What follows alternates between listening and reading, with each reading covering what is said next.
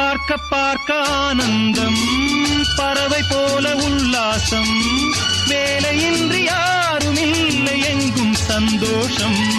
வெறும் பேச்சு வெட்டி கூட்டம் ஏதுமில்லை இந்த ஊரில். கள்ளம் கபடம் வஞ்சகமின்றி கண்ணியமாக ஒற்றுமை உணர்வுடன் வாழும் சிங்கப்பூர். அக்கரை சீமை அழகினிலே மனமாட கண்